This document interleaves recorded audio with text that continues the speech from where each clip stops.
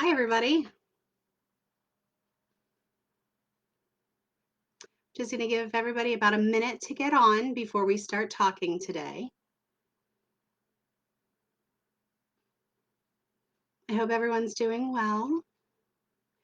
It is a pretty day here in North Platte. Let me know where you guys are streaming in from, and we'll get started here in about 30 seconds.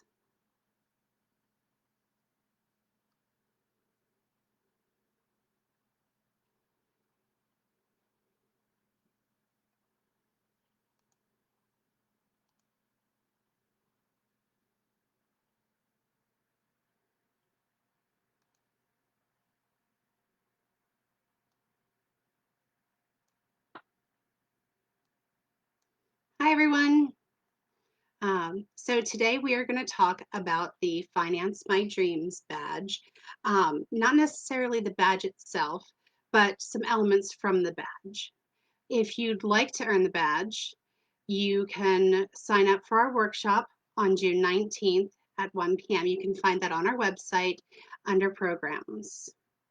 So we will have that virtual workshop on June 19th for the Finance My Dreams badge. So today what we're going to talk about are jobs. So when you are going through school, and I'm sure every single one of you have been asked probably a million times, what do you want to be when you grow up? It's like the biggest question, and it has so much weight to it because you feel kind of like you have to make a decision. And don't worry, your decisions are going to change. Your ideas of what is fun are going to change. But I wanted to give you a little bit of insight into how your job plays into your Finance My Dreams badge. So, in order to finance your dreams, to be able to basically pay for all of the things that you want to do in life, you have to have a good job. Unless you don't want to do anything and you just want to read books from the library, then you don't have to worry so much about money. But if you want to own a horse, or if you like to travel the world a lot, or if you like to do any of those really like those things that cost more money, then you have to be able to pay for them. And the way that you do that is by having a good job and saving your money. So for those of you that are graduating around 2026, this will be around, some of you will graduate in 2024 and 2023, but then you have to figure in college if you're going to go to college. So what I've done is I've researched the 30 most in-demand jobs for 2026. So we're going to talk about those. The first one that comes up is accountant or auditor. So if you like numbers and you like playing with numbers, this is a good job for you because the projected growth is roughly about 10% by 2026. So we're going to be needing those people that can do accounting. The average salary is about $69,000 a year. And accountants and auditors work on financial records. They can be self-employed and work with a whole bunch of clients, or they can work on behalf of a company to ensure the accuracy of their financial records. The next job that was on the list is the administrative services manager. And basically what they do is they manage all of the administrative activities, office maintenance, planning, sometimes bookkeeping for their organizations. That job growth is projected about 10% as well. And the average salary is about $94,000. This is a job that I didn't know. I kind of knew existed, but I didn't know what it was called. The audiologist. So an audiologist, they have a doctorate and a state license to practice audiology, which involves diagnosing hearing issues and sometimes fitting people for hearing aids. That job growth is expected to be roughly about a little over 20%, because our population as a whole is aging, and um, There's just going to be more people needing hearing aids, which means we need more of those people who are trained to provide them. As you know, computers make up our life. Computer and information research scientists is expected to grow about 19%. Um, and what they do is they create solutions and design new approaches to technology in a range of businesses and professions. That average salary is about $114,000, and they're expected to grow about 20% as well. Construction managers, they act as project managers. One of the jobs that I had quite some time ago, I was in the process of becoming a scheduler for project management and for the project management team. And what they do specifically for construction projects is they plan and coordinate deadlines, budgets, and other aspects of the project. So if you like to organize things and look at like a big picture and break it into little parts, that might be a job for you, even though it doesn't sound like construction manager, doesn't sound like it would typically be a female role. But that's where we can break barriers and we can break that ceiling. And one of my very good friends is a construction manager. And last I talked to her, now she was working outside of Philadelphia. She was making around $160,000 a year. The average salary throughout the country is roughly around 90. However, depending on where you work, project managers and construction managers are in high demand. So you can really negotiate your salary, and especially as a woman, because we want more women in that field. The next one is a dental hygienist. So that growth is expected to be about 20%, and the average salary is $74,000. So they work with a dentist. The hygienist educates patients on oral health and provides preventative dental services. She also cleans and inspects the patient's teeth. So if you like working with teeth, or you're like really, really, what's the word I'm looking for? If you're really rigorous in your tooth maintenance, brushing your teeth and flossing and everything, it's something that you're passionate about, that's a great job to go into. EMTs and paramedics are always going to be in demand, and you want to have a love for that job. First responders in cases where emergency medical services are always required.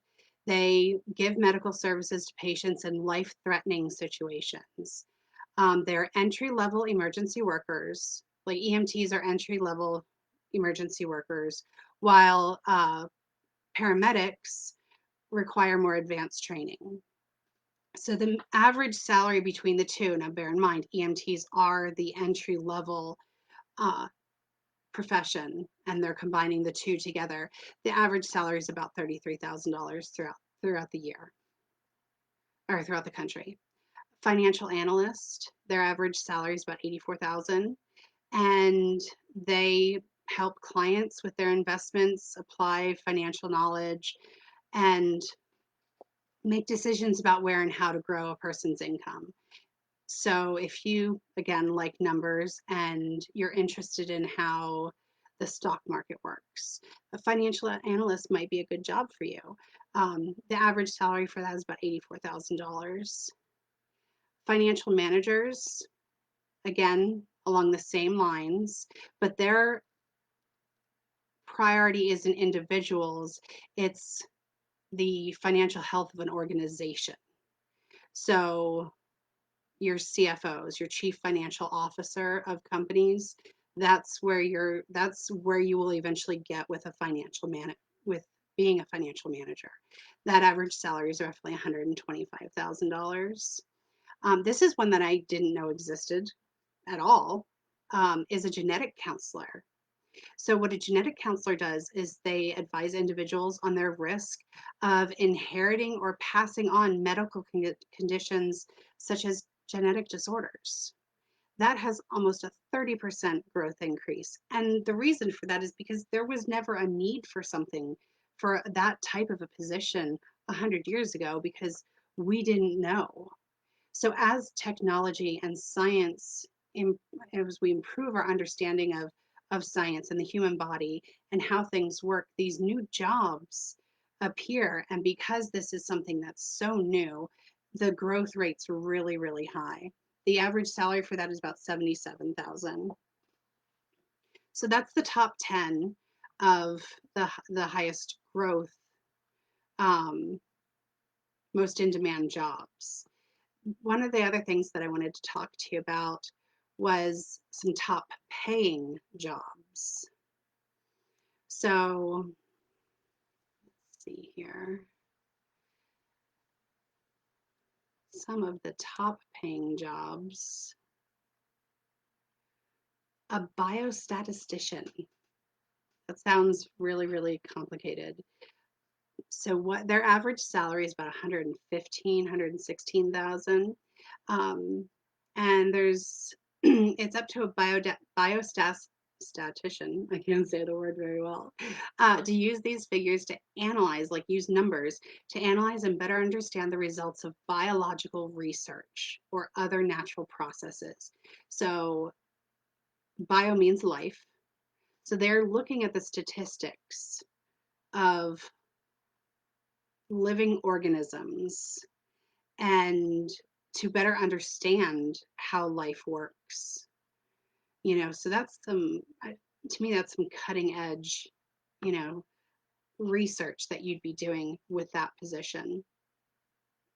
An optometrist, that's to be a doctor of optometry, you have to go to school and earn a state level license, but the results are usually well worthwhile. They diagnose and treat all issues about the eye, and those in the field experience very little stress in doing so. The medical field might seem like a space that's just inherently stressful, but once you go through your eye training, the eye related training, you'll be confident and you'll be able to diagnose those issues and assign contact lenses and glasses and do all of those things, which kind of sounds fun. So let's see here. What's another fun job that pays really well? An astronomer.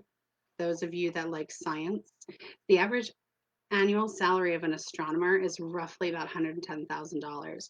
So, you know, you can make a pretty low stress career out of looking at the sky. I mean, who doesn't want to sit and look through a telescope and examine the sky? I mean, that's one of those things that there's really not a lot of stress there.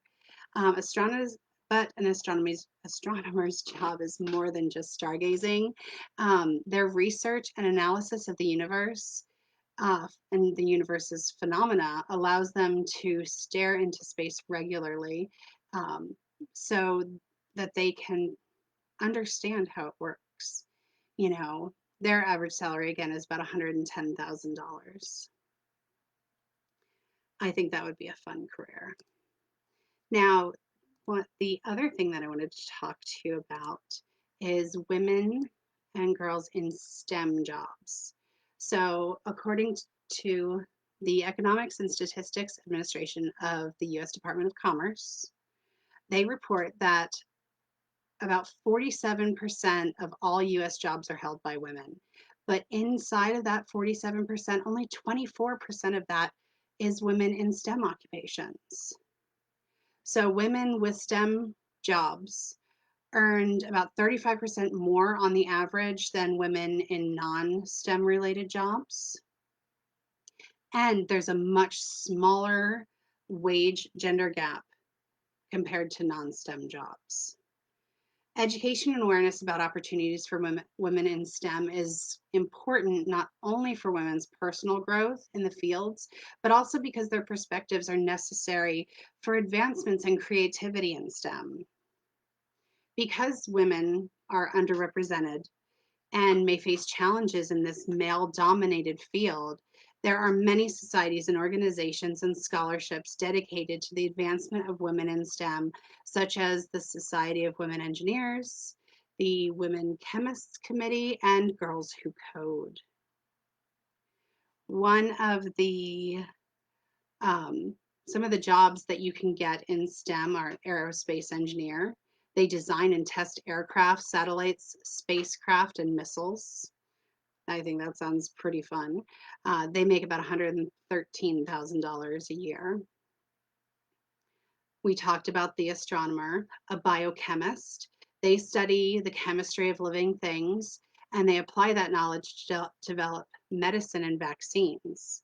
So there's right now, considering everything that we're going through in our country, biochemists are very busy right now studying COVID-19 and trying to develop medicines and vaccines to fight against it. So another one is a civil engineer. Civil engineers maintain and adapt infrastructure projects such as roads, buildings, bridges, and other types of structures. And that historically has been a very male dominated field. But again, along with that project manager or construction manager position that we talked about earlier, we're wanting more women to get involved in those fields because we do have a different way of looking at things and we can bring some creativity into those fields. So let's see here.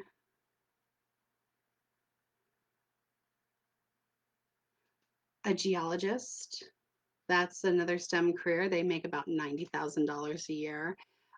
They're also known as geoscientists.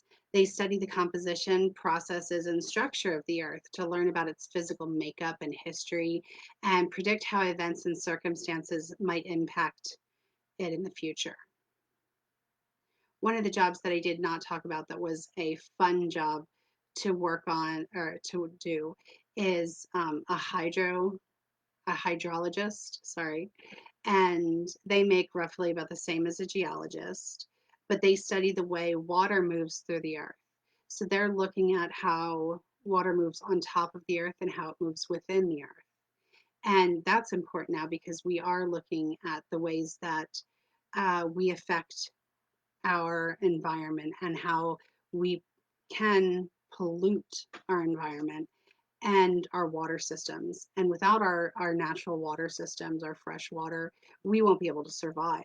So that job, not only would it be really, really fun because you're out in the field all the time, you're working outside, you're studying the way water moves, you are also, protecting the future generations. Does anybody have any questions today about some of the things that I've talked about? I'll talk about a couple other jobs and you can write in the comments section.